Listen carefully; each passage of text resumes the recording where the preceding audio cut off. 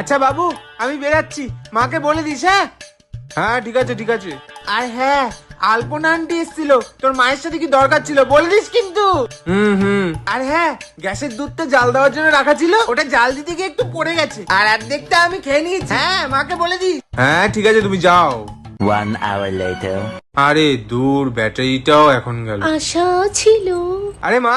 হ্যাঁ, কি হয়েছে? আরে আলপনা আন্টি এসেছিল, আলপনা আন্টিকে দেখে বাবার দুধ পড়ে গেছে। হ্যাঁ,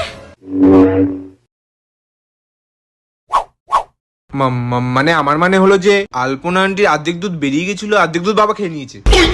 কি বলছিস তুই? কি ছিল? হ্যাঁ, বাবা নিজের দুধ বের করে মানে ফেলে আলপনা আন্টির দুধ খেয়ে নিয়েছে।